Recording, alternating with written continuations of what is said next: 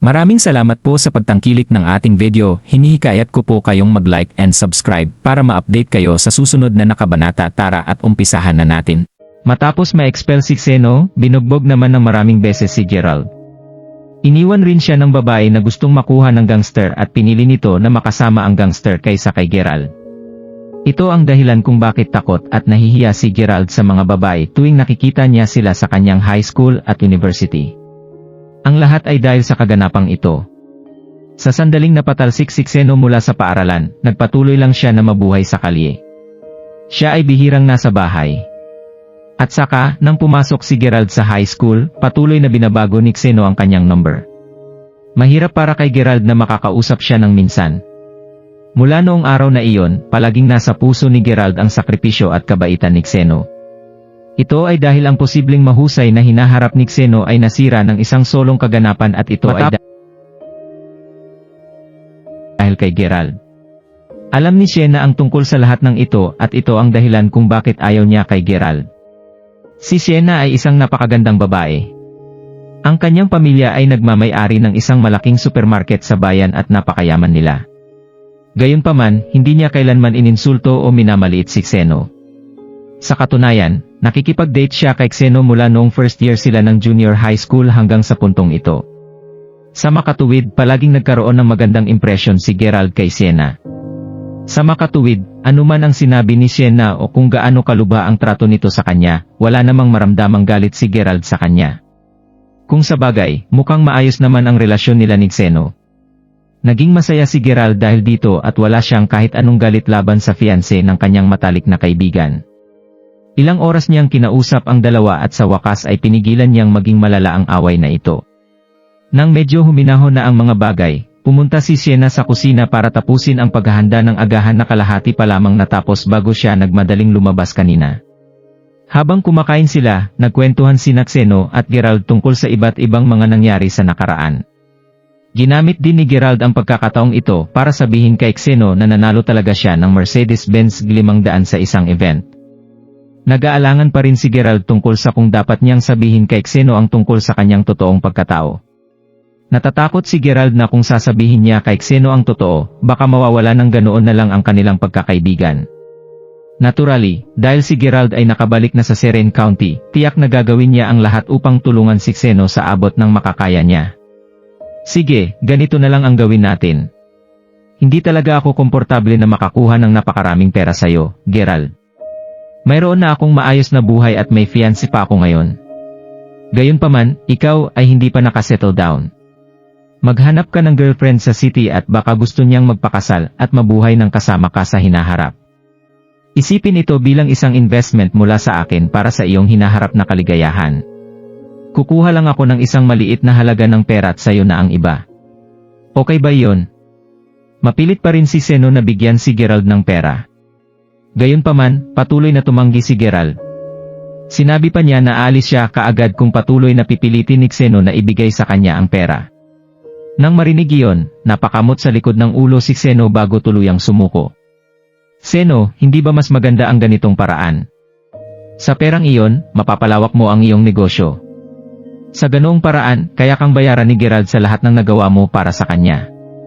Kapansin-pansin na mas masaya si Sienna sa sandaling nakita niyang sumuko si Xeno. Gayunpaman, masasabi rin niya na si Xeno ay medyo naguguluhan. Siya nga pala, Xeno, may kasamahan ako na tumawag noong isang araw. Sinabi niya na ang isa sa kanyang matalik na kaibigan ay nagmamadali na magpakasal at kasing edad natin siya. Sinabi niya sa akin na ipakilala ang isang mabuting tao sa kanyang kaibigan pero wala akong naisip sa araw na iyon. Bakit hindi natin subukang ipakilala sa kanya si Gerald? Pwede silang magkaroon ng isang blind date at kung okay ang lahat, maaaring makilala ni Gerald ang kanyang magiging asawa. Matutulungan mo na si Gerald na mahanap ang kanyang partner sa buhay noon. Sinampal ni Xeno ang hita niya bago tumawa ng malakas. Naririnig mo yan, Gerald? Panahon na para sa isang blind date, kapatid. Dahil gusto niyang magpakasal ng mabilis, kung magiging swerte, kayong dalawa ay maaaring ikasal. Sigurado akong hindi siya magiging katulad ng mga babae na nakilala mo sa city.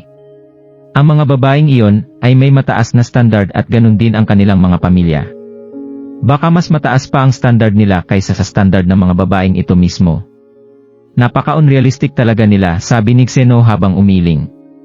Umiling si Gerald na nagpapahiwatig na hindi niya kailangan ang blind date na ito. Bakit hindi?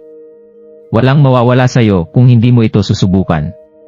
Sa totoo lang, hindi kita hinihiling na magpakasal kaagad. Kung pareho kayong magkakasundo at match kayo para sa bawat isa, mabuti ito para sa'yo. Kung hindi, walang problema dyan.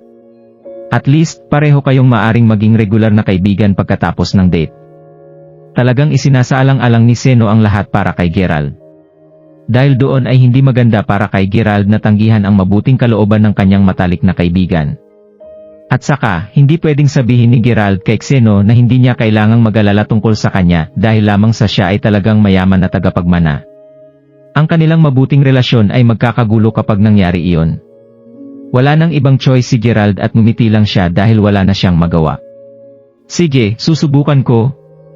Napagpasyahan niyang kahit papaano ay makilala ang dalaga ng minsan at tulad ng sinabi ni Xeno, hindi naman ito big deal. At least tulad ng sinabi ni Xeno, pareho silang maaring maging isang regular na magkaibigan lang pagkatapos nito. Hahaha. Ito ay napagdesisyonan na. Sisimulan ko na agad ang arrangement nito. Ang babae na iyon ay nakatira rin sa Seren County. Tingnan natin kung pwede naming ihanda ang isang lunch blind dating ngayong araw, masayang sinabi ni Sienna. Matapos ang kanilang agahan, sinabi ni Sienna kay Gerald na umuwi muna siya at magpalit ng mas maayos na damit upang maghanda para sa kanyang blind date. Hindi masyadong nagtagal matapos umalis si Gerald sa shop ni Xeno, nakatanggap siya ng tawag mula kay Zack. Ito ay tungkol sa Jade Pendant. Nagawang makipag-ugnay ni Zack sa isang luma at bihasang eksperto sa Jade Antique Street sa Seren County. Siya ay sikat sa lokal na lugar. Nasabihan din siya na ang matandang master ay minana ang kanyang talento mula sa kanyang mga ninuno. Ito ay perpekto dahil kailangan ni Gerald ng isang bihasang taong katulad niya para makatulong na malaman at ma-appraise ang naturang isang ancient Jade. Napagpasyahan ni Gerald na hahayaan niya ang matandang master na alamin at suriin muna ang Jade Pendant. Kung nabigo siya, si Gerald ay maghahanap na lang ng iba pang mga master ng Jade sa buong bansa kung kinakailangan. Kung tutuusin, kahit na ang Dian ay walang alam tungkol sa pagkakakilanlan ni Sarah Machemer, kaya paano pa malalaman ni Gerald ang tungkol sa kanya? Ang tanging clue niya lamang ay ang Jade Pendant na ito at naintindihan iyon ni Gerald. Gusto sana ni Zack na samahan si Gerald para makilala ang Jade Master. Gayunpaman, sinabi sa kanya ng ama ni Gerald na ang mas kaunting mga tao ang nakakaalam tungkol sa Sarah Machemer, mas mabuti. Bilang karagdagan, si Zack ay abala rin ngayon kaya tinanggihan ni Gerald ang kanyang alok. Kung sa bagay, nagkataon ding nalaman ni Gerald ang street na iyon. Ang Antico Calle ay hindi masyadong malaki at may ilang mga tindahan lamang na nagbebenta ng antigong porselana doon. Si Zack, na isang profesional, ay inayos ang meeting ni Gerald sa matandang master.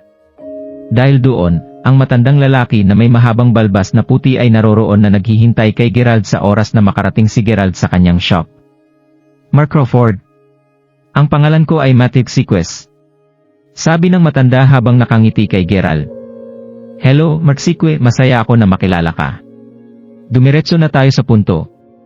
Pumunta ako sa iyo ngayon dahil kailangan kita para matulungan akong alamin at masuri ang isang pendant ng Jade. Gusto kong malaman kung gaano talaga ito katanda at kung posible, kung saan ito nagmula.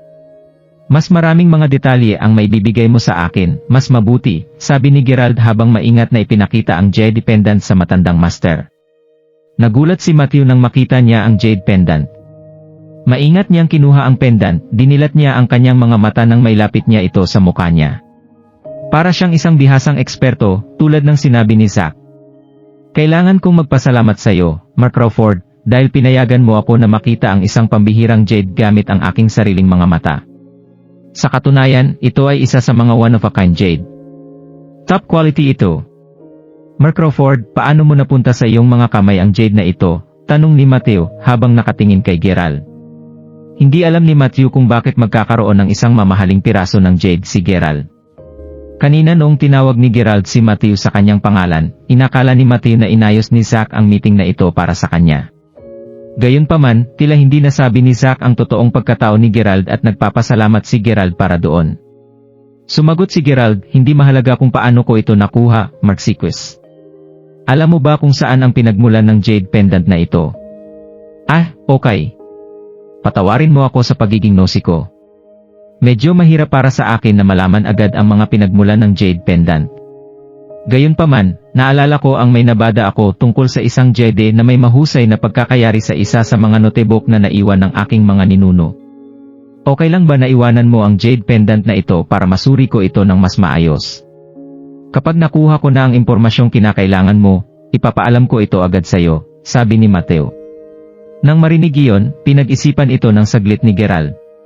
Dahil si Zack mismo ang naghanda para makilala ni Gerald ang master, dapat ay may sapat na kakayahan ang master sa mga mata ni Zack. Okay lang, Marxiquez. Inaasahan kong makakuha ng impormasyon sa'yo sa lalong madaling panahon, sabi ni Gerald habang tumatango. Nag-usap pa silang dalawa ng saglit bago lumabas si Gerald sa shop. Anong gagawin niya ngayon?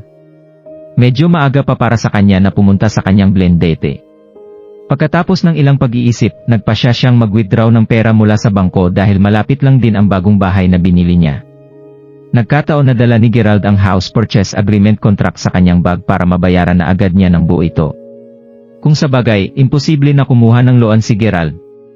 Gerald. Sa sandaling iyon, narinig ni Gerald ang tinig ng isang babae na tumatawag sa kanya. Parang nagulat ito. Nang lumingon si Gerald para tumingin, siya rin ay nagulat sa kanyang nakita. Ito ang mabuting kaibigan ni Lila na si Cindy. Kagagaling lamang niya mula sa looban. Mukhang dito siya nakatira. Noong pumunta si Gerald sa bahay ni Lila sa unang araw ng araw na iyon, ang isang napakagandang babae na si Cindy ay nag-iwan ng malalim na impresyon kay Gerald.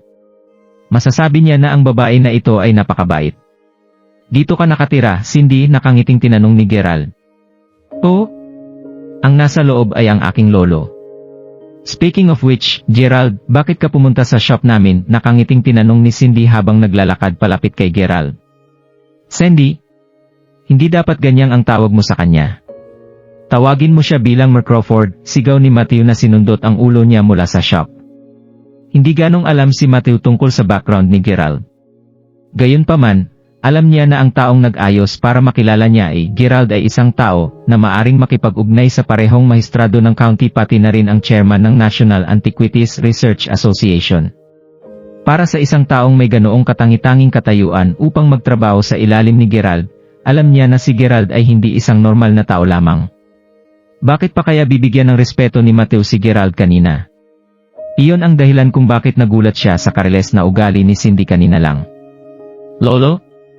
Siya ay isang bagong kaibigan na nakilala ko kamakailan. Ang pangalan niya ay Gerald at siya rin ang kababata ni Lila, sagot ni Cindy at ang kanyang ngiti na hindi matitinag. Okay lang, Marxiquez.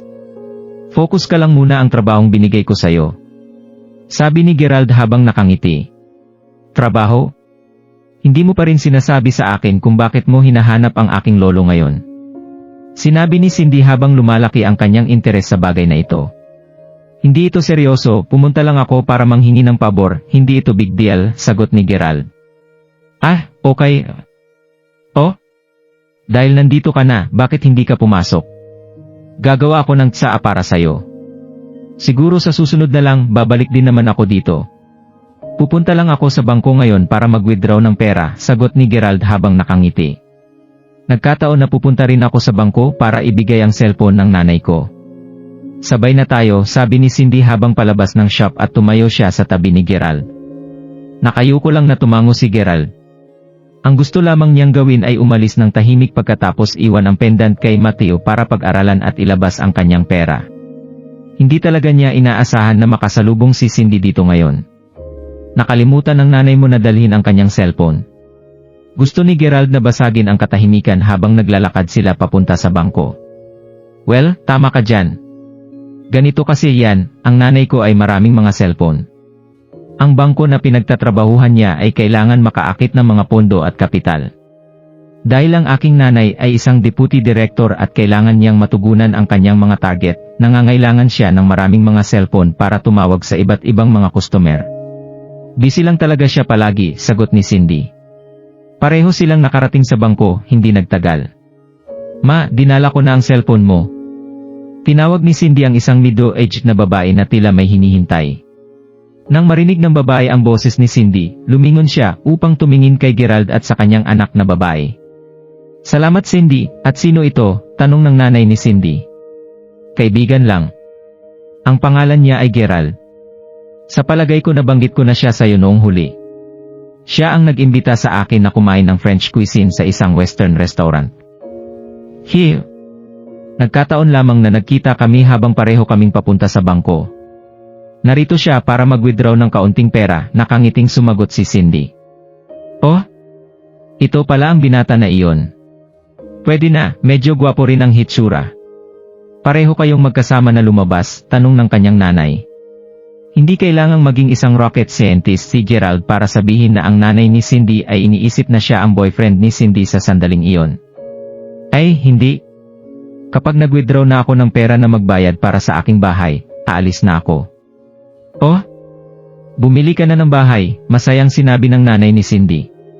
Habang sinabi niya iyon, naalala niya noong sinabi sa kanya ng kanyang anak ang lahat ng nangyari sa gabing iyon. Ang French cuisine ay napakamahal at ito ang katibayan na ang binatang ito ay isang mayaman. Bumili pa siya ng bahay para sa kanyang sarili. Sino ang bumili ng bahay? Deputy Director Lacey. Biglang sinabi ng isang cynical na boses. Sa sandaling iyon, isa pang nasa middle-aged na babae ang naglakad papunta sa kanila. Hindi mapigilan ni Gerald na mabigla nang makita niya kung sino ang nagsalita. Ang ina ni Lila na si Leah ang tao na iyon. Si Leah ay nagtatrabaho din sa bangko, at siya ay isang leader at deputy director din siya. Ang ina ni Cindy ay magkapareho ng ranggo. Anong ginagawa mo dito, Gerald? Hindi niya inaasahan na makikita niya si Gerald doon. Pumunta ako para mag-withdraw ng pera. Sinabi ni Gerald na hindi man lang nag-aabala na tawagin siya bilang Tita Leah. Oh, naiintindihan mo. Hindi mo na ako kinikilala ngayon sa aking pangalan. Bakit ka pa mag-aabalang subukang magpakitang gilas kung wala ka ng pera ngayon? Pwede ka nang magsimula na magtrabaho sa isang labor dispatch unit hanggang sa buwan na ito kung nagbayad ka lang ayon sa napagkasunduan. Alam mo, maraming iba pa ang nagbigay ng higit pa kaysa sa binigay mo. Dahil nagbigay ka lang ng $70,000 sa iyong Uncle Jung, maghihintay ka pa ng medyo matagal bago ka makakuha ng trabaho. Kinuha ni Leah ang bawat pagkakataong magagamit niya para maipakita na mas mayaman siya kaysa kay Gerald. Deputy Director Tolbert, anong pinagsasabi mo? Kalokohan ba ito? Gulat na tinanong ng nanay ni Cindy. O hindi mo alam? Bakit hindi mo siya kausapin? Hula ko na hindi rin alam ng kawawang Cindy ang tungkol dito. Kita mo, Gerald, dito ka na ngayon. Sa oras na ito, kinuha ni Leah ang pagkakataong ibahagi sa kanila kung paano naging mahirap ang pamilya ni Gerald.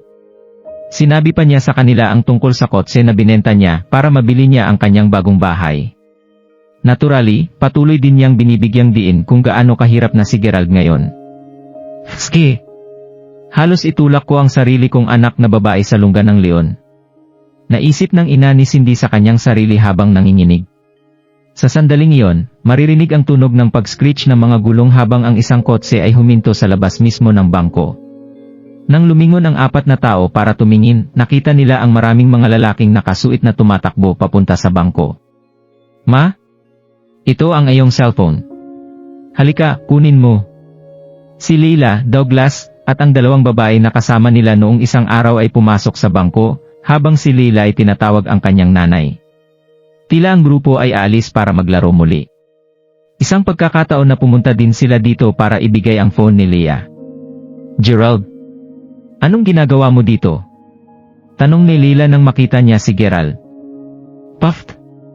Kailangan mo pa bang magtanong? Siguro ay nandito siya para kunin ang maliit na natitirang pera niya sa kanyang bank account. Hahaha. Malamang hindi mo ito napansin, pero wala man lang siyang pera sa kanyang wallet kahapon, sabi ni Douglas habang tumatawa. Wala nang sinabi si Leila. Noong mayaman pa siya, hindi niya maitatanggi na mayroon siyang nararamdaman para kay Gerald. Gayunpaman, ngayon wala siyang nararamdaman para sa kanya matapos masaksihan ang lahat ng kanyang ginawa kahapon. Tama yan. Dumating siya para mag-withdraw ng pera at si Cindy ay sumama sa kanya, sabi ni Leah habang tumatawa. Napangiwi ang mukha ni Leila nang marinig ang pangalan ni Cindy. Agad niyang hinila si Cindy sa gilid at sinimulang ikwento sa kanya na si Gerald ay wawang pera at baka hinila niya si Cindy dito lokohin siya at kunin ang pera niya. Sa sandaling marinig niya ang lahat ng iyon, tumingin si Cindy kay Gerald na nababalisa. Bakit mo binenta ang kotse, Gerald? At saka, bakit mo binenta ito sa mababang presyo? Taos puso siyang nag-aalala para kay Gerald. Sasabihin ko sa iyo ang tungkol dito sa susunod. Sa ngayon, maglalabas ako ng konting pera. May appointment pa ako sa tanghali, sagot ni Gerald habang nakangiti kay Cindy. Hindi man lang siya nag-abalang tumingin sa iba pa habang naglalakad siya papunta sa counter. Si Douglas mismo ang nagdala sa mga babae sa counter para obserbahan si Gerald. Gusto niyang makita nila si Gerald na nagpapakatanga sa harap ng iba. Gaano karaming pera ang gusto mong i-withdraw, sir? Tanong ng clerk. Ni $90,000, please, sagot ni Gerald nang hindi man lang kumukurap. Ni Nettie, ano? Gulat na sinabi ni Douglas. Napaatras din si Lila. Ganon din ang nangyari sa ina ni Leah at kay Cindy na papunta sana sa opisina ng kanyang ina. Natigilan sila at napalingon sa sobrang gulat. Sandali lang po, sir. Matapos ipasok ni Gerald ang kanyang password at patunayan ang transaksyon gamit ang kanyang pirma, nagsimulang magbilang ng pera ang machine. Nawala ang ngiti ni Douglas sa isang iglap. Ikaw, may pera ka pa ba? Hindi mo nagamit ang lahat ng ito para bilhin ang kotse na iyon, nagtatakang tanong ni Douglas. Sinabi ko bang ginamit ko ang lahat ng ito? Malamig na sinabi ni Gerald. Kung ganoon, magkano ang napanalunan mo sa loto? Si Leila naman ang nagtanong.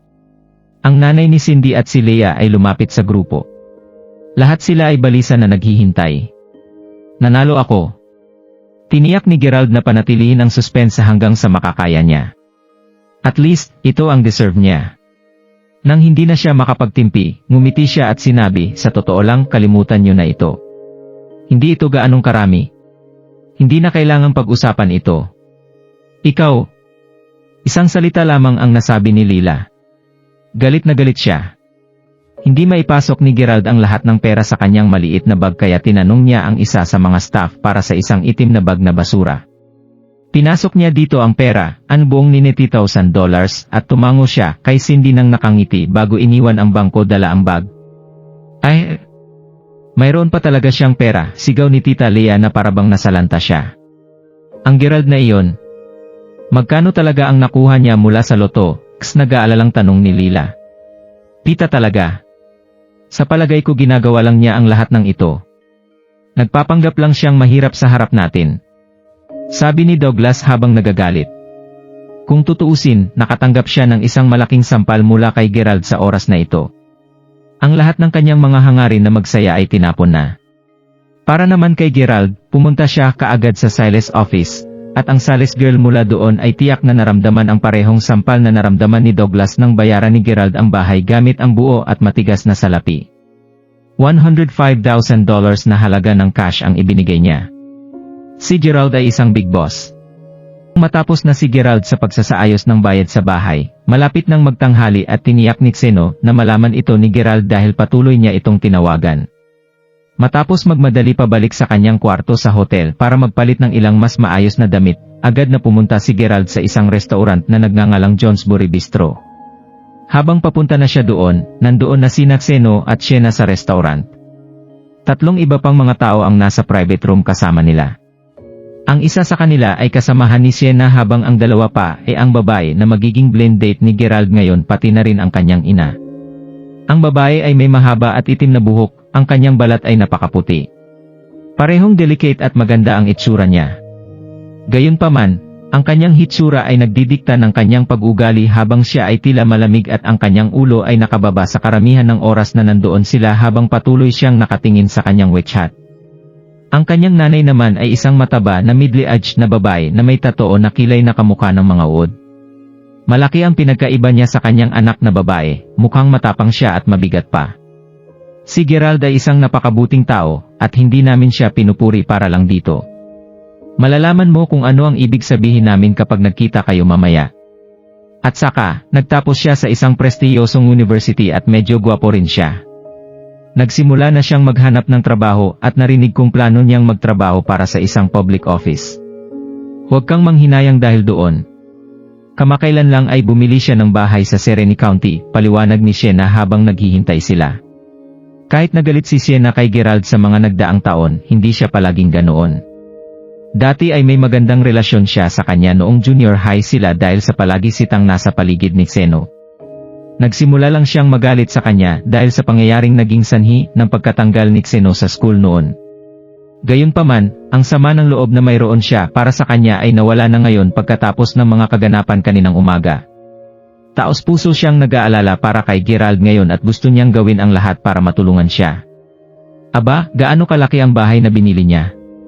Kung ito ay mas mababa sa 3 kwarto, bahay pa rin ba ang tawag doon? Dapat mayroong hindi bababa sa 3 kwarto, 2 sala at 2 banyo. Tanong ng dalaga habang nakataas ang kanyang ulo. Well, hindi mo ba alam ito? Sakto sa sinabi mo ang nilalaman ng kanyang bagong bahay. Haha, sagot ni Xeno. Aba, paano naman ang sasakyan niya? Anong kotse ang minamaneho niya ngayon? Sa pagkakataong ito, ang kanyang ina ang nagtanong. Ay, wala pa siyang kotse. Pero alam mo, ang mga kotse ay hindi gaanong nagkakahalaga ng malaking pera, sagot ni Xeno. Ang kanyang ina ay umubo bago sinabi, ang pagkakaroon ng bahay o kotse ay hindi ang pinakamahalagang bagay sa amin. Inaasahan lang namin na siya ay isang matapat na tao. Hindi ko tatanggapin ang isang lalaking mahilig lamang magyabang at magsalita ng walang kabuluhan. O, makasisiguro ka na ang taong iyon ang pinakamatapat na tao sa planeta. Magkasama kaming lumaki kaya sigurado kami sa pagkatao niya, sagot ni Sienna. Habang nag-uusap ang lahat, sa wakas ay binuksan ni Gerald ang pinto at pumasok sa kwarto. Gerald, nandyan ka na pala. Bilisan mong pumunta dito para maipakilala ko ikaw sa kanila. Nakangiting sinabi ni Xeno nang sinimulan niyang ipakilala ang 2 partido sa isa't isa. Tiningnan ng nanay ng babae si Gerald mula ulo hanggang paa at napansin niya na talaga mukha siyang isang matapat na tao. Madali na siyang nakahinga ng maayos nang malaman iyon. Maya-maya pa ay dumating ang mga pagkain at nagkwentuhan ang parehong partido habang kumakain sila ng tanghalian. Alam mo, talagang ginugugol nila ang kanilang oras para maihatid ang huling dish. Pupunta ako at tatanungin sila tungkol dito, sabi ng kasamahan ni Sienna nang tumayo siya. Lihim siyang kumindat kina Sienna at Xeno. Oo, gusto kong sumama sayo, sabi ni Sienna. Nagdahilan din si Xeno na pumunta din sa banyo. Bago umalis si Xeno sa kwarto kasama ang 2 pa, tinapik niya ang balikat ni Gerald at binigyan siya ng sikretong thumbs up. Sinara niya ang pinto ng private room at naiwan na lamang si Gerald, ang dalaga, at ang ina nito sa loob. Nang makita na umalis na ang lahat, pinunasan ng middle-aged na babae ang kanyang bibig gamit ang isang napkin. Gerald, di ba? Narinig namin ang tungkol sa lahat ng magagandang bagay tungkol sa iyo mula sa iyong mabubuting kaibigan. Personal kong iniisip na ikaw ay isang matapat na tao. Sabihin mo sa akin, ano ang tingin mo sa aking anak na babae? Tanong ng babae. Siyempre siya naging matapat. Ito ang kanyang kauna-unahang pagkakataon na pumasok sa isang blind date. Ang babae ay mukhang mabangis. Wala rin siyang masyadong masabi simula nang dumating si Gerald. Okay naman po siya, sagot ni Gerald. Sa sandaling iyon, itinaas ng dalaga ang kanyang ulo para tumingin sa kanya ng sandali. Makalipas ang ilang segundo, nagpout siya bago muling ibinaba ang kanyang ulo sa sobrang inis. Ski! Anong klaseng tingin yun? Napaisip si Gerald sa kanyang sarili. Hindi niya mapigilang magmura sa kanyang isipan. Nilinaw ng babae ang lalamunan niya bago sinabi, hayaan mong sabihin ko sa'yo ito, Gerald. Ang aking anak na babae ay nagtatrabaho sa isang kumpanya sa ilalim ng Dream Investment Group. Nagtatrabaho siya para sa Dencos Production and Trading Corporation. Siguro alam mo naman ang tungkol sa Dream Investment Group, tama? Bilang isang malaking pangkat na may napakahusay financial strength, alam mo ba kung gaano kahirap para sa isang tao na makapasok sa kumpanyang iyon? Ang Dencos Production and Trading Corporation. Kung tama ang alaala ni Gerald, iyon ay isa lamang sa mga kumpanyang sinusuportahan ng Dream Investment Group. Kung tutuusin, sinusuportahan ng Dream Investment Group ang maraming mga lokal na proyekto at kumpanya na tulad nito. Sinasabi ba talaga niya na ang kanyang anak na babae ay nagtatrabaho sa ilalim ng Dream Investment Group dahil doon? Ngumiti lang si Gerald bago bahagyang tumango. Iniisip niya ang kanyang sarili sa sandaling iyon. Medyo normal ang itsura ng babae. Mukha siyang disente at ang kanyang pagkatao ay hindi rin masyadong masama. Bakit niya binabaan ang kanyang mga standard at pumayag pa siya na pumasok sa isang blind date noon? Ang aking anak na babae ay interesado sa iyo dahil masasabi niya na ikaw ay isang matapat na lalaki. Gusto niyang magpakasal sa isang matapat na lalaki. Pero, Merong 3 rules na kailangan mong sundin bago kayo ikasal. Makinig ka ngayon. Excuse me. Napatulala si Gerald. Ano ang nangyayari dito? Hindi ba siya pumunta dito para makilala ang babaeng ito at maging magkaibigan sila? Nang marinig ni Gerald ang mga salitang iyon, agad siyang nabalisa at nakita na nasa posisyon siya na obligado ng magpakasal agad. Hindi niya namalayan na nagsimula siyang balutin ng malamig na pawis. Una, kailangan mong ilipat ang title ng iyong bahay at ang iyong sasakyan sa aking anak na babae bago kanya pakasalan. Oy, teka lang. Wala ka pang kotse. Kaya, maaari mo lamang ilipat ang title ng iyong bahay sa aking anak na babae. Dapat ay nasa ilalim ito ng pangalan ng anak ko at hindi sa pangalan mo.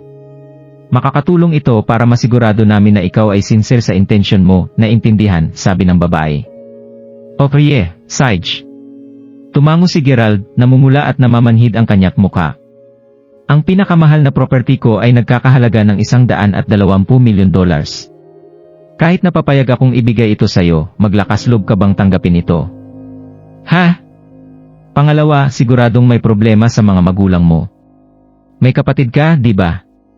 Mas mabuting sabihan kita ng tungkol dito. Kung ang iyong kapatid na babae ay kakasal sa hinaharap, hindi mo maaring tanggihan ang dowry ng kanyang fiancé. Sa halip, kailangan mong tanggapin ito at ideposito ang mga nalikom sa account ng aking anak na babae. Ang aking anak na babae ang kukuha din ng sahod mo at ang perang kinita ng iyong mga magulang. Okay ba ito para sa'yo? Siyempre, bawal tumira sa'yo ang iyong mga magulang.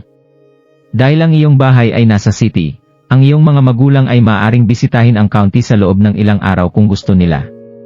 Pero kakailanganin nilang maghanap ng tirahan para sa kanilang sarili. Galit na nagpatuloy sa pananalita ang babae. Narinig mo ba ako? Umiling ulit si Gerald. Oo, narinig kita. Ipagpatuloy mo ang mga sinasabi mo. Nilabas din niya ang isang maliit na notebook at panulat mula sa kanyang bag at isinulat ang lahat ng sinabi niya. Ito ang kanyang kauna-unahang pagkakataon na mapunta sa isang blind date, ngunit naramdaman ni Gerald na ang karanasan na ito ay higit pa sa sapat. Ski! Maaari lamang siyang matakot sa iba pang mga kondisyon na sasabihin ng babaeng ito. Kung hindi dahil sa kasamahan ni Sienna na nagpakilala sa kanya ng mag-ina na ito, mag-aalangan talaga si Gerald kung ang intensyon pala nila ay lokohin siya sa kasal na ito. Ang nanay ay sumigaw sa sobrang tuwa nang makita niya na masunurin at kaakit-akit si Gerald. Nagpatuloy siya sa kanyang sinasabi. Pangatlo, ang mga arrangements para sa kasal. Hindi ko na ulitin sa'yo kung saan nagtatrabaho ang aking anak na babae, okay? Hey! Pagdating ng oras, maraming kagalang-galang na mga tao ang dadalo sa kasal niyo. Sa makatuwid, ang pipiliin mong wedding car ay hindi maaring maging iyong regular na kotse lamang. Anak, ano ang tingin mo sa isang Audi? Hindi makapagpasya ang nanat kaya hiniling niya ang opinyon ng kanyang anak na babae. Sinuklay ng anak na babae ang kanyang mga daliri sa kanyang buhok habang nagbubuntong hininga, sa palagay ko ang isang Mercedes-Benz o isang BMW ay dapat sapat na. Pero kung pipiliin natin ang isang BMW, dapat ito ay hindi bababa sa isang Series 7 o mas mataas. Okay. Maaari kang pumili sa dalawang iyon kung ganon. Humarap ang babae kay Gerald at nag-utos. Para sa pang-apat. Mayroong pang-apat na rule. Hindi mo sinabi na mayroong 3 rules lang. Nagtatakang tinanong ni Gerald at medyo bumabagsak ang kanyang panga. Ikaw. Parehong nakataas ang ulo ng nanay at ng kanyang anak na babae habang tinitigan nila si Gerald ng masama. Oh? Magpatuloy ka lang. Nakikinig ako, napalunok si Gerald at napag-isipang sumagot. Ang pang-apat na punto ay patungkol sa regalo sa kasal.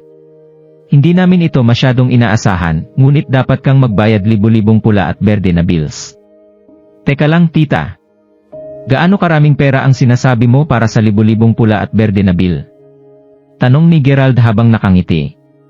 Puffed. Ang kuripot mo. Mga $22,000 lang. Gusto namin ito na naka-cash. Ayaw namin ang anumang bagay na tulad ng isang bank card, bank book, o anumang katulad nito. Gusto namin ang lahat ng ito ay nasa cash. Ito ang aming rule sa bahay. Siyempre, ito ang dowry na dapat ibigay ng iyong pamilya sa amin kung gusto mong pakasalan ang aking anak na babae. At kakailanganin din nating pag-usapan ng iba pa. Gumastos na kami ng 1 toneladang pera para makuha ang trabahong ito para sa aming anak na babae, at kailangan pa rin naming makatipid para sa mga tuition fee ng kanyang kapatid. Dahil dito, hindi ibabalik ng aming pamilya ang dowry sa'yo. Ang tanging pag-asa lang namin ay mamuhay kayo ng masayang buhay bilang mag-asawa. Iyon lang. Oh? Paano natin magagawa na magkaroon kami ng maayos at masayang buhay? Sarcastic na sinabi ni Gerald habang ang buong sitwasyon na ito ay masyadong graphic. Ha? Ano ang sinabi mo? Nagulat ang babae. Sinabi ko, sige lang. Magpatuloy ka. Mabilis na nag-flash ang ngiti ni Gerald. Sigurado na hindi siya magpapakasal sa kanya. Ngunit ang lahat ng mga kondisyong nabanggit ay nagbunga ng kanyang interes. Ang 5 rule ang pinakamahalaga. Matapos pakasalan ang aking anak na babae, hindi mo siya gagalawin sa loob ng unang 3 taon. Ito ay isang mahalagang rule sa aming pamilya at bayan. Pagkalipas ng 3 taon, kailangan mo munang kumuha ng pahintulot ng aking anak na babae bago mo siya mahipo. Ang sabi ng babae. Sige. Natigilan si Gerald sa sinabi nito at nahulog sa lupa ang kanyang panulat. Simon, hindi mo kailangang magmukhang gulat na gulat. Alam mo ba kung gaano kahirap para sa isang tao na makakuha ng asawa ngayon? Dagdag pa doon, ang aking anak na babae ay napakaganda, may napakahusay na ugali at magandang kariyer. Sa tingin mo makakahanap ka ba ng iba na mas mahusay kaysa sa kanya? Mangarap ka pa, pangutya ng nanay. Biglang tinakpan ng dalaga ang kanyang bibig nang magsimula siyang magmura. Ma, pwede mo ba akong tulungan papunta sa banyo? Yo? Nagpatuloy siya sa pag-retch ulit habang inaalalayan siya ng kanyang ina hanggang sa banyo. Tumalsik ang pawis sa mga pisngi ni Gerald. To be honest, kung hindi dahil kay Xeno, hindi mag-aabala si Gerald na pumunta dito ngayon. Gusto lamang niyang tumakas, lalo na dahil sa nakakatawang kalagayan na meron siya ngayon. Kumuha si Gerald ng isang napkin at pinunasan niya ang pawis sa kanyang noo. Naramdaman niya na kailangan niyang umihi at nagsimula siyang maglakad patungo sa banyo. Pagdaan niya sa banyo ng babae, hindi niya inaasahang narinig ang pag-uusap ng nanay at ng kanyang anak na babae habang paulit-ulit na tinatapik ito. Anong problema? Bakit ang bigla kang nagsuka? Nag-aalala na nagtanong ang babae. Oo nga. Ang malikot na batang lalaki na ito ay sinisipa na naman ako. Oh? Sinabi ko sa'yo na mag-ingat ka. Palagi kong sinabi sa'yo na pansinin mo ng maigi ang iyong ginagawa. Bakit ka kasi pumatol sa foreigner? Kumunot ang noo niya at pinagalitan. Ma, huwag mong sabihin yan tungkol kay Jamison. Si Jamison ay hindi lamang isang ordinaryong lalaki. Siya ay isang dayuhan mula sa country. Nangako siya sa akin na babalik siya para hanapin ako sa loob ng 3 taon. Nabigo si Gerald nang marinig ito mula sa labas. Alam niyang niloko talaga siya ng 2 babaeng ito. Ito ay isang pagpapanggap lamang at ang lahat ng nangyari ay kakaiba talaga, ngunit ang babae ay tila sabik na sabik magpakasal. Naghahanap lang ba siya ng pansamantalang kapalit para maging ama ng anak ng iba? At kung pakakasalan niya ito, magkakaroon siya ng isang hindi inaasahan na regalo, isang mixed race na sanggol. Hindi pwede. Hindi na niya kayang lokohin pa sila kung hindi ay wala ng katapusan sa bagay na ito. Napakaskas ang kanyang ngipin sa galit at gusto niyang hanapin si Xeno at ang iba pa nilang kasama, ngunit alam niya na sadya nilang itinago ang kanilang mga sarili sa ganoong panahon. Bumalik si Gerald sa pwesto niya na mabigat ang puso habang nalulunod siya sa kawalan ng lakas. Hindi nagtagal pagkatapos nito, ang nanay at ang kanyang anak na babae ay bumalik sa kwarto. Si Gina, Gerald. Naiintindihan mo ba ang lahat ng sinabi namin kanina? Kung gagawin mo ito, bumalik at magpasya sa date ng kasal. Mas makabubuti kung pareho kayong magpakasal sa buwang ito. Malamig na sinabi ng babae. Teka lang tita. Mayroon akong gustong sabihin. Mahinahon na sinabi ni Gerald. Ah? May sasabihin ka pa? Sige, magsalita ka. Walang pasensya na sagot ng babae. Sumulyap si Gerald sa dalaga bago sinabi, papayagan mo ba ako na tingnan ka muna? Hindi mo ba ako nakita? Ano pa ang gusto mong makita? Masungit na sagot ng dalaga habang nakasimangot kay Gerald. Gusto kong iangat mo ang iyong palda para makita ko ito. Kailangan ko munang suriin ito. Walang galang na sagot ni Gerald. Ano? Ang mga mata ng nanay at babae ay nanlaki sa gulat. My God! Ito ay isang blind date at hindi ito isang ordinaryong lupo class na restaurant. Ang binata na ito ay nagkaroon ng lakas ng loob para sabihin ang nakakahiyang kabastusan sa gitna ng ganoong okasyon. Baliw ka ba? Sigaw ng dalagitan nang tumayo siya bigla at itinapon ang baso ng alak. Damn it! Kung hindi ako baliw, hindi ko ipagpapatuloy ang pakikipag-usap sa inyong dalawa ng matagal. Tapos na ako sa mga basurang pinagsasabi nyo. Ikaw ay walang iba kundi isang piraso ng basurahan sa iyong katawa-tawa na mga kondisyon. Hindi na kinaya ni Gerald na magtimpi pa at nagsimula na siyang magmura. Naisip ng mag-ina na tanga lamang siya. Okay pa siya noong una. Ngunit pagkatapos nilang bisitahin ang banyo, hindi na nakatiis si Gerald sa kanilang kalokohan. Galit na galit talaga siya sa kanila. Gustong-gusto niyang makaganti sa kanila. Go! Sampaw? Mas agresibo pa ang babae. Hindi siya ang uri ng tao na maaring guluhin ng sinuman. Sa isang mahigpit na ekspresyon sa kanyang muka, agad niyang itinaas ang kanyang kamay upang magpadala ng isang malakas na sampal sa muka ni Gerald. Phew! Sampal? Galit na ibinalik agad ni Gerald ang sampal. Dahil siya ay medyo malakas, tuluyan nitong natumba ang babae sa sahig. Habang nangyayari ito, si Sienna, Xeno, at ang matchmaker ay nakikipag-chat at nagtatawanan pabalik sa kwarto na iyon. Xeno, kailangan mo akong tulungan na magsabi ng mga magandang bagay para kay Gerald sa babae na iyon. Ang matchmaker, huwag kang mag-alala. Timon, hindi mo ba alam kung gaano ako kalapit sa Sienna?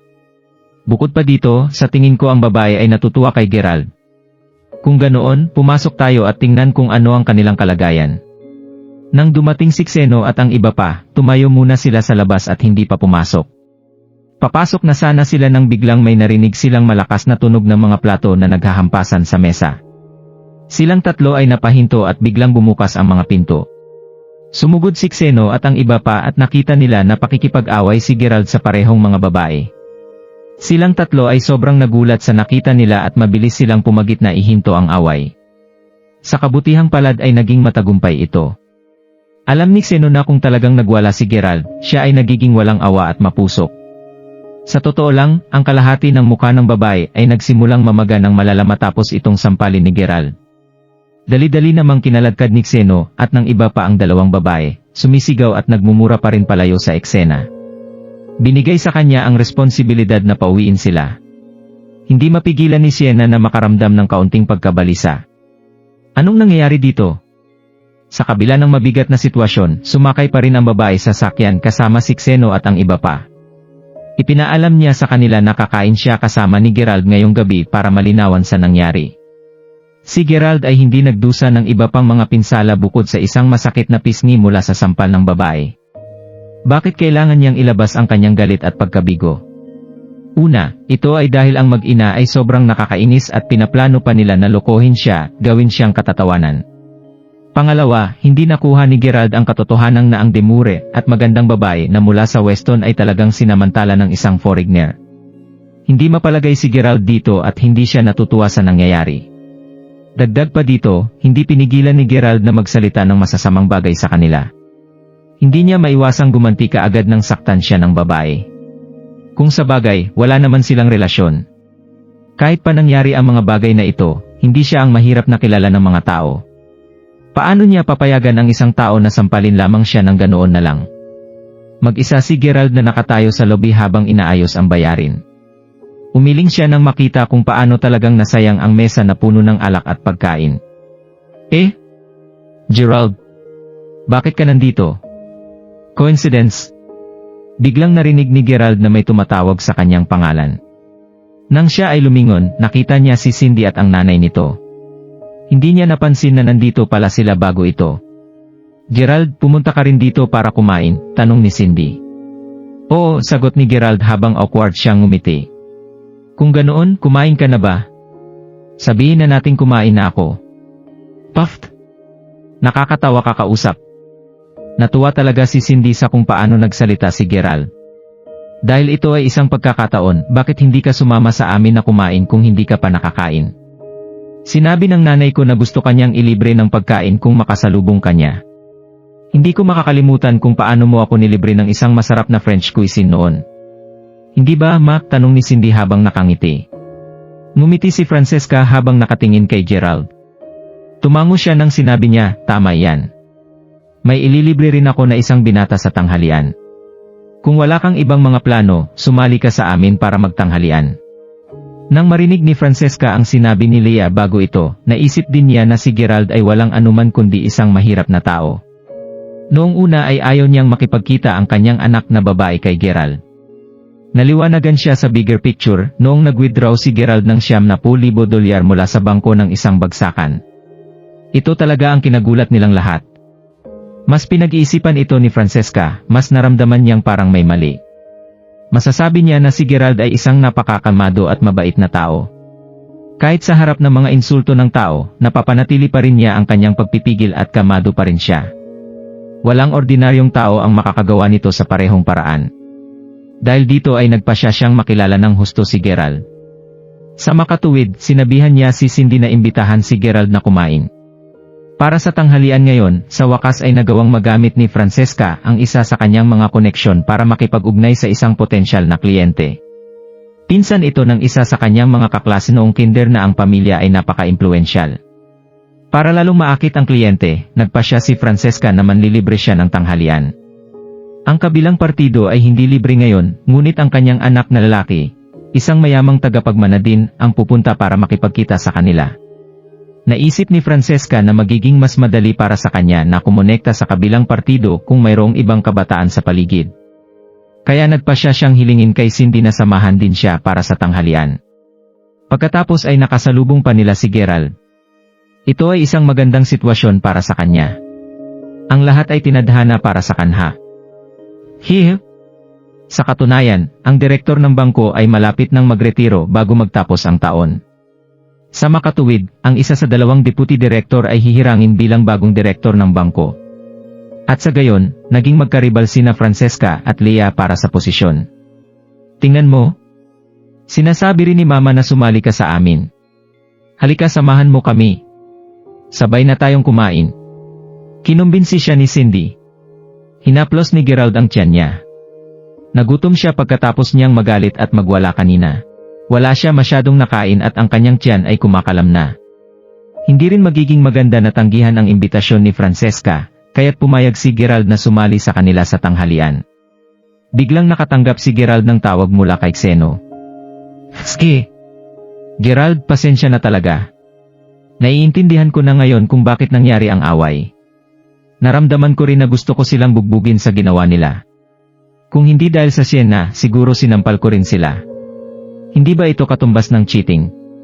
Nalaman ni Xeno ang totoo, kaya galit na galit siya. Si Sienna at ang kakilala niya ay nakipagtalo na. Gusto niyang humingi ako ng sorry sa'yo. Nagtiwala talaga siya sa kasamahan niya.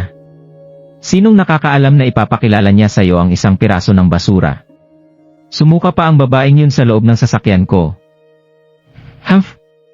Hindi mapigilan ni Xeno na magsisi. Maganda ang kanyang hangarin, ipinakilala niya ang isang babae sa kanyang kaibigan para tulungan siya. Kabaligtaran ang nangyari at ang babae ay pinakilala kay Gerald ay isang basura. Kahit sino pa ang makaramdam ng kakilakilabot na kahiyan. Okay lang, Xeno. Nasaan na kayong dalawa? Pinauwi mo na ba ang babaeng iyon at ang kanyang nanay? Niloloko mo ba ako? Sino ang maabala pa na ihatid sila pauwi? Arch. At saka, ang babaeng iyon ay nagsabi ng masasamang salita sa sakyan ko. Dapat alam niya ang lugar niya. Sa sandaling sinabi niya ito, literal na hinabol ko silang dalawa palabas. Pupunta kami ngayon ni Sienna sa supermarket. Pumunta ka at uminom kasama ko ngayong gabi.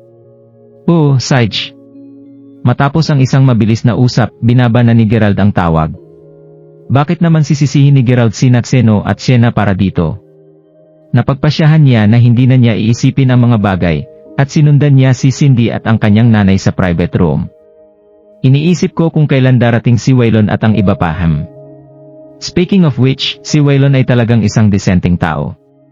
Sa sandaling narinig niya na ang kanyang tita ay ang nagpakilala sa akin sa kanila, siya ay napakamagalang at maayos sa akin noong kausap ko siya sa telepono. Sinabi pa niya na magdadala siya ng pares ng mga kaibigan dito kasama niya ngayon. Hindi importante kung ang business deal na ito ay magiging matagumpay o hindi, ako at ang kanyang tita ay may utang na pabor sa kanya ngayon. Cindy, maganda kung makakahanap ka ng isang lalaki na katulad niya na maging boyfriend mo. Tuwang-tuwa si Francesca. Ma? Anong pinagsasabi mo? Sumabog si Cindy at nagpout siya. Tita Lacy. Biglang bumukas ang pinto ng kwarto. Isang batang lalaki ang lumakad at sinalubong sila ng may maliwanag na ngiti.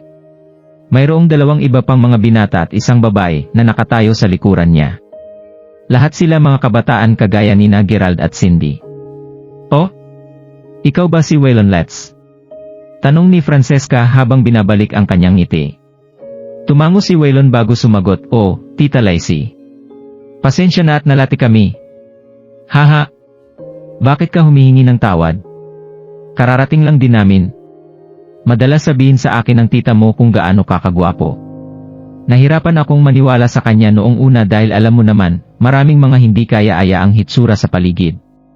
But oh my God, mas gwapo ka pa sa mga sinabi niya." "Tita Lacy, binobola mo ako. Payagan mo akong ipakilala ang aking mga kaibigan. Una, ito si Milo Laurent. Siya ay kaklase ko noong high school at kaibigan ko rin siya. Ang kanyang pamilya ay nagmamay-ari ng isang pabrika. Ang babae na ito ay si Xela Jacquin, isang kaklase din noong high school ako. Ang taong ito ay si Jackie Zini, ang deputy manager ng department sa kumpanya ni Xela. Kailangan kong banggitin na ang kumpanya na pinagtatrabahuhan ni Xela ay isang subsidiary ng Dream Investment Group. Buong pagmamalaking ipinakilala ni Waylon ang lahat sa kanila, habang ang isang kamay niya ay nakadikit sa kanyang bulsa. Wow! Napakabata ninyong lahat. Paano kayo naging kahanga-hanga at may magaling sa murang edad? Nagulat si Francesca sa kanila dahil napakahusay nila sa murang edad. Hindi niya namamalayan ang katotohanan na ang tatlo pang kasama ni Waylon ay napatulala din sa pagpapakilala niya. "Waylon, anak ko ito, si Cindy. Siya ay kasing edad mo, pero haha, hindi siya kasing galing mo. At oo, siya naman ay isang ordinaryong kaibigan ni Cindy na kamakailan niya lang nakilala." Tila natatakot si Francesca na baka hindi maintindihan ni Waylon at ng iba na si Gerald ay hindi boyfriend ni Cindy. Gusto niyang ipaalam ito sa kanila sa pamagitan ng pagbibigay sa kanila ng kalinawan. Gayunman, ginambala siya ni Waylon bago pa siya matapos sa pagsasalita. "Tita Lacy, huwag kang mag-alala, hindi mo kailangan na ipakilala mo siya sa amin. Alam namin kung sino siya. Siya si Gerald, at naging kaklase din namin siya," sagot ni Waylon habang nakatingin kay Gerald habang nakangisi.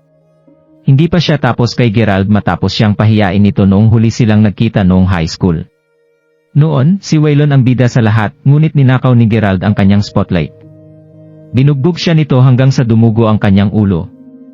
Ang ilang mga araw na iyon ay tulad ng impyerno dahil ang naiisip ni Waylon tuwing ipinipikit niya ang kanyang mga mata ay kung paano siya sinampal ni Gerald sa kanyang muka. Ito ay isang bangungot para sa kanta. Hindi niya mapigilang maging hindi komportable sa sandaling makita niya ulit si Gerald. Patuloy na iniisip ni Waylon ang mga paraan kung saan makakahanap siya ng pagkakataon na tapakan muli ang pagkakataon ni Gerald at pagkatapos ay sirain siya sa harap ng iba pa kapag tumawid muli ang kanilang mga landas. Kinagulat niya talaga ito sa sandaling makita niya si Gerald ngayon. Gerald, oh, Gerald. Ito ay parang isang away na hindi may iwasan sa pagitan ng dalawang magkaribal. Habang nagpatuloy ang pagpapakilala, ngumiti si Gerald at tumingin siya kay Xela. "Nagkita ulit tayo, Xela. Kilala mo si Tita Lacy at ang kanyang pamilya, Gerald." Dati ay dinala ni Gerald ang isang Mercedes-Benz 500 sa ospital at kilala pa niya ang leader ng county. Nagulat talaga si Xela dahil dito. Sa totoo lang, si Gerald ay charismatic sa araw na iyon.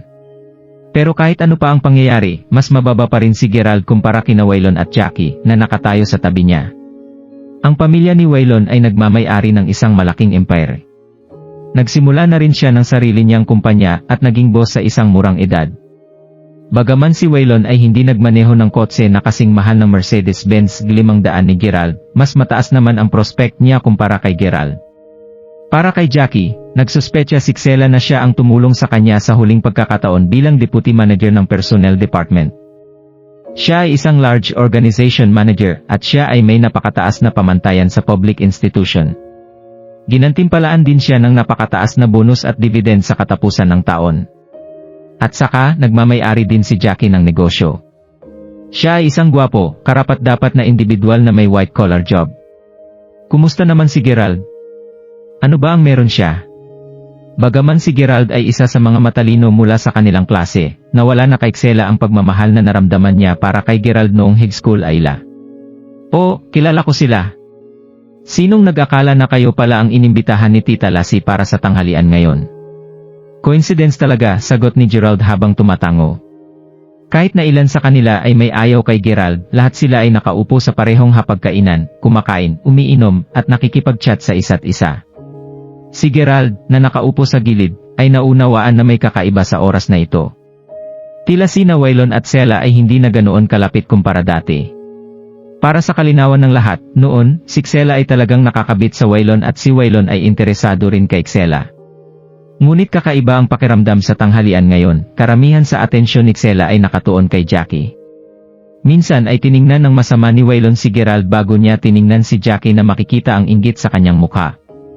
Maliwanag na hindi siya mukhang masaya, ngunit hindi sa puntong galit na siya. Talagang lumiwanag ang araw ni Waylon dahil sa magandang ni Cindy. Napakaganda niya tulad ni Xela, ngunit may bonus na inosente sa kanya, siya ay pure at delicate.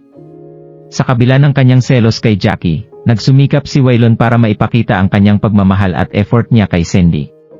Nabihag din si Milo sa kagandahan ni Cindy at sinubukan ding gumalaw. Ngunit nang makita ang itsura ng mukha ni Waylon, mabilis na pinigilan ni Milo ang kanyang sarili. Ang lalong nakakahiya ay ang katotohanan na mukhang interesado si Cindy kay Gerald. Sa buong oras na ito, gumagamit siya ng sarili niyang mga chopstick, kumukuha ng pagkain at nilalagay ang mga ito sa plato ni Gerald.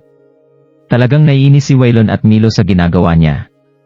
Kahit na ang tanghalian na ito ay tila mapayapa sa ibabaw, maraming maliliit na inside fights ang nangyayari sa likod ng mga eksena. Mabilis na tiningnan ni Waylon si Gerald bago siya kumindat kay Milo. Pagkatapos nito, nag-excuse ang dalawa at sinabi na kailangan nilang pumunta sa banyo. Waylon, anong problema? Interesado ka ba kay Cindy? Siya ay aking. Nagsalita si Milo. Manahimik ka. Hindi muna natin pag-usapan yan. Ibig kong sabihin, tingnan mo. Ang pagkakataon ay dumating sa wakas para sa akin na makaganti ako kay Gerald. Gusto kong samantalahin ang pagkakataong ito para masiguro na ang beach na ito, si Xela, at ang babae na iyon na si Cindy, ay gagalangin ako. Hindi maitago ni Waylon ang kanyang galit na itsura habang nandidiri siya sa kahihiyan na nangyari sa hapagkainan kanina. Ano? Seryoso ka ba, Waylon? Haharapin mo si Gerald ngayon? Ibig kong sabihin paano? Medyo natuwa si Milo sa kanyang naisip. Noong nag-away si Pa noon, bukod kay Cameron, nasangkot din doon si Milo. Si Milo ay palaging kasama si Waylon mula pa noong high school. Ang pamilya ni Milo ay nagpapatakbo ng isang pabrika at mayaman sila, pero siya ay napakahusay lumaban. Nga pala, noong lumabas kami para uminom mga 2 araw na ang nakalipas, iyon ba ang iyong kapatid na si Warwick, na gumagawa ng underground dealings? Bakit hindi natin gawin? Baka pwede mong bigyan ng singsing si Big War pagkatapos ng lahat ng ito. Sabihin mo sa kanya na pumunta siya at takutin ang grupo na ito. Kapag ang sitwasyon ay hindi malulutas, sasabihin ko sa aking kapatid na si Jackson na tawagan siya. Ha? Sa Serene County, alam ng lahat na walang sinuman sa mundo ang hindi maglalakas loob na harapin si Jackson. Sabihin mo sa kanya na huwag lang sila takutin. Mas makabubuti kung maliitin nila si Gerald at bugbugin siya ng mabuti. Gusto kong ipahiya siya. Sabi ni Waylon. Namangha si Milo nang marinig ang sinabi ni Waylon. Iyon ay isang napakatalinong ideya. Si Jackson ay nakonsensya sa akin dahil hindi niya ako matulungan sa isang bagay sa huling pagkakataon. Higit sa lahat, ako ang kanyang ninong. Pinangako niya sa akin na tutulungan niya ako sa naharapin ang mga baga-anim kung makakaranas ako ng anumang mga problema sa hinaharap. Nagmamalaking sinabi ni Waylon. Sige. Gawin natin iyon pagkatapos. Tatawagan ko na ngayon si Big War. Si Milo ay nagmadaling nagdial sa kanyang cellphone. Pagkatapos ay pareho silang bumalik sa private room ng kaswal, ngunit sa kanilang mga isip halos hindi nila mapigilan ang kanilang excitement. Si Gerald, na kinakain ang kanyang mga pork trotters sa gilid, ay hindi mapigilang magtaka kung bakit pareho silang tumatawa ng masaya sa bawat isa. Hindi nagtagal, nagkaroon ng malaking gulo sa labas. Anong ginagawa niyong mga lalaki? Hindi kayo pwedeng makapasok doon. Sumigaw ng napakalakas ang waitress. Sup! Umalis ka dito. Nagmura ang isang lalaki. Pagkatapos ay nabigla ang lahat ng bigla na lang may sumipa sa pintuan para buksan ito. Isang grupo ng mga malalaking katawan na lalaki na may gupit semikalbo at may suot na gintong kwintas ang pumasok sa loob ng silid. Ang bawat isa sa kanila ay may tattoo na parang dragon sa kanilang buong katawan. Di maikakait na nakakasindak silang tignan. Nakasuot sila ng shirt na may maikling manggas, at dahan-dahan silang tumingin sa paligid habang tinititigan ng masama ang bawat isa sa loob ng silid sa mga sandaling iyon. Ang leader ng grupo ay nakasuot ng shirt ay may suot na sling pouch na bag. Humipat muna siya sa sigarilyo na hawak niya bago siya sumigaw, "Sino ang nag-book sa silid na to? Lumipat na kayo sa ibang silid ngayon din." "Bakit namin gagawin yon? Sino ba kayo sa tingin nyo?" Galit na tinanong ni Cindy pagkatapos tumayo. Tila hindi siya natatakot sa kanila. "Sino ako?" "Ha? Ako si Warwick Yekel. Kung hindi mo kilala kung sino ako, magtanong-tanong ka lang sa kalye kung sino ako." Tumawa si Warwick habang ibinato ang upos ng sigarilyo sa sahig bago niya ito tinapakan. Tumaas ang kilay ni Francesca nang marinig niya ito. Napatunayan nito na narinig niya na ang pangalan ni Warwick dati. "Mayakel, hindi pa kami tapos kumain. Kaya paano kami lilipat sa ibang silid?" Mabait na tanong ni Francesca habang nakangiti. "Paano? Simple lang. Kunin niyo kung anuman ang kinakain niyo gamit ang mga kamay ninyo at simulan niyong lumipat." Sagot ni Warwick sabay tawa. Kita na kinakabahan ang lahat at hindi nila alam ang kanilang gagawin. Dahil dito hindi alam ni Francesca kung ano pa ang isasagot niya. Kung susunod sila at dadalhin ang kanilang pagkain palabas, siguradong mapapahiya si Waylon. Walang nagawa si Francesca kung hindi pigilan ang kanyang anak na iritang-irita habang pinipilit ito na umupo. Kalmadong inobserbahan ni Waylon at ni Milo ang sitwasyon at kita ang tuwa sa kanilang mukha. Ngunit parang may nagkukulang, bumulong si Waylon as pag-aalala, anong nangyayaro? Isa si Gerald sa mga nagplano ng salo-salo ngayon. Bakit wala siyang ginagawa? Kung susunod tayo sa plano, sa sandaling magsalita si Gerald, agad nilang bubugbugin siya. Soberang nakakaasar naman. Sa sandali din na iyon, inisip ni Gerald sa kanyang sarili. Si Waylon at Milo ang tipo na tuwang-tuwa kapag nasa kanila ang pansin ng mga tao. Sa ganitong sitwasyon, kadalasan sinusubukan na nila na pakalmahin ang sitwasyon para patunayan na makapangyarihan sila at may kakayahan sila. Ayoko naman na agawin sa kanila ang oportunidad na ito para bumida. Pero parang parehas silang walang balak magsalita. Anong nangyayari? Nagpasya si Gerald na manatiling nakaupo at patuloy na magmasid. Okay? Mukhang wala sa inyo ang balak magsalita. Huwag niyo ako sisihin dahil dyan. Pinatunog ni Warwick ang kanyang mga kamao at inunat ang kanyang lig. Boom! Nang bigla na lang hinampas ni Jackie ang kanyang kamay sa lamesa. Tignan natin gaano kayo katapang. Wala ba kayong respeto sa batas? Sela, tumawag ka ng pulis ngayon din. Galit na sigaw ni Jackie habang tinititigan ng masama ang grupo ng kalalakihan habang ang isa sa kanyang kamay ay nasa loob ng kanyang bulsa. Namula ang pisngi ni Sela habang naramdaman niya ang alindog ni Jackie sa mga sandaling iyon. Nakatitig siya kay Jackie habang nabibighani, kita ang paghanga sa kanyang mga mata. Hindi napigilan ni Milo na mag-alala para kay Waylon. Tinignan ni Milo si Waylon na parabang sinasabi na, tignan mo. Inagaw na ni Jackie sa'yo ang pagkakataon na maging bida. Waylon simply smiled wryly as he thought to himself, he wants to steal the limelight from me. Hey! Fine, I'll let Jackie and Gerald steal the limelight from me first. My plan will not work if no one is trying to steal the limelight from me. Si Jackie, nakaramdam din ng isang tagumpay, tulad ng isang bayani. Tumalikod siya at tiningnan si Xela na parang sinasabihan siyang huwag mag-alala at nasa ilalim na niya ang lahat. Pasimpleng tumango si Xela at mabilis na pinalo ang kanyang cellphone upang tumawag sa pulis. Ski! Kaya talagang hindi mo ako binibigyan ng anumang mukha. Mga kapatid, bugbugin mo siya. Pagkaboom pa lang ni Warwick, kinuha niya ang isang dumi mula sa tagiliran at itinapon ito kay Jackie. Nang mag-away, nag-agaw ng isa sa mga miyembro ng gang ang telepono ni Xela at sinira ito. Ang mukha ni Xela ay agad na napakunot ng takot habang siya ay nakayuko sa depensa sa likuran ni Waylon.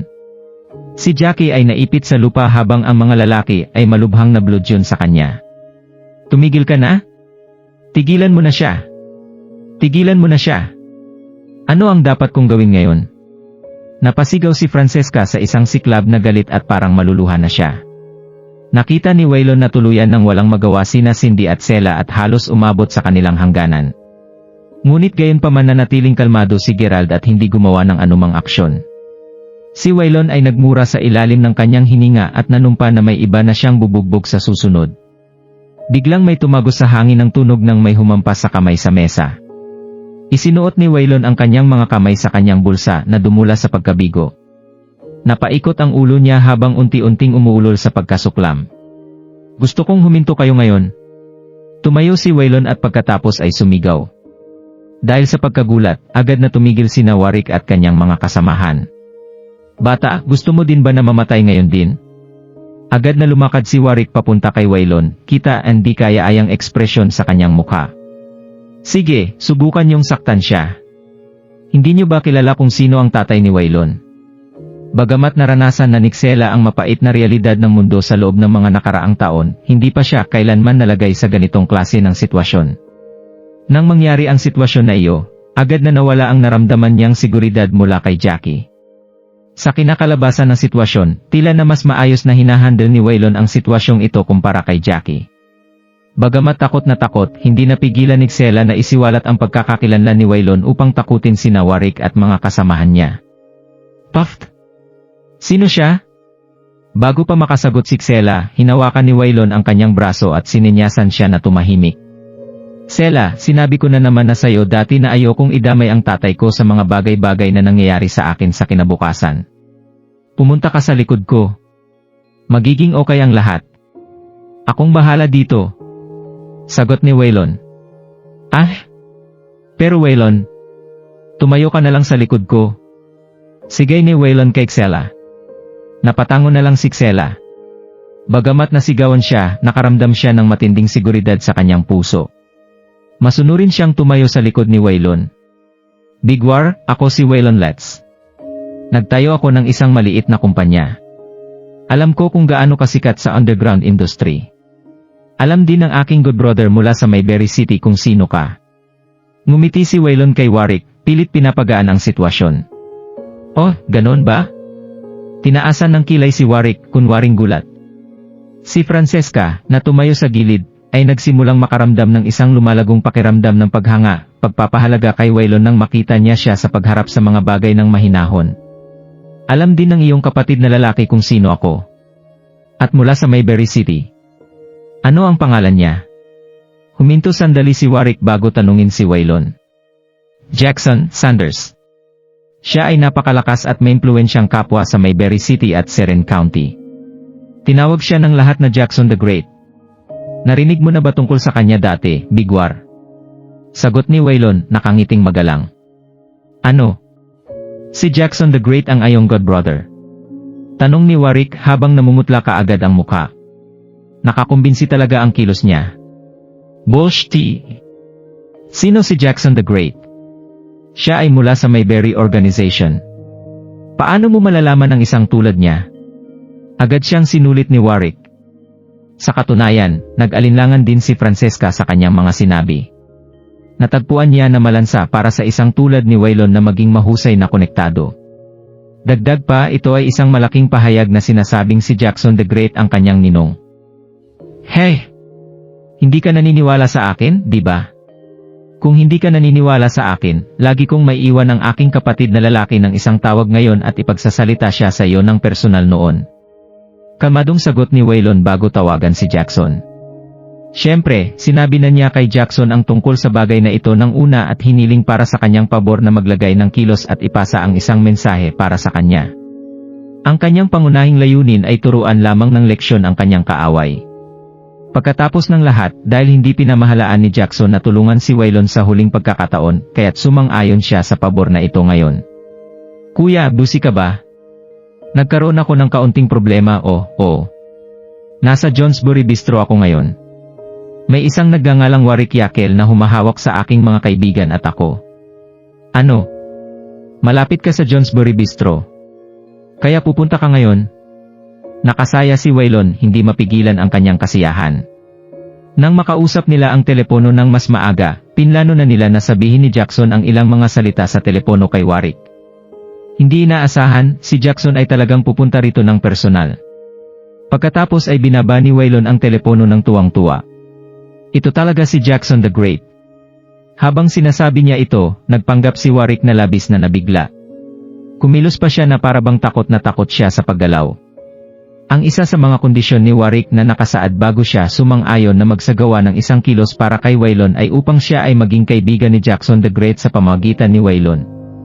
Pagkatapos ng lahat, alam ni Warwick na si Waylon ay nagmula sa nakakahimok na background ng pamilya.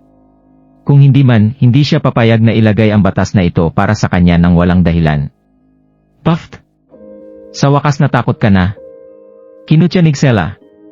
Nakaramdam pa rin siya ng galit na ang pangkat ng mga kalalakihan ay nasira ang kanyang cellphone ngayon lang. Ilang sandali pa, bumukas muli ang pinto. Isang batang lalaki ang nagbihis ng isang malinis na suit at mga sapatos na pangkatad na umakyat sa silid. Kung nagustuhan mo ang mga ganitong video, huwag mong kalimutan mag-like and subscribe. Panoorin mo na rin ang mga naunang kabanata para lalong maubos ang oras mo.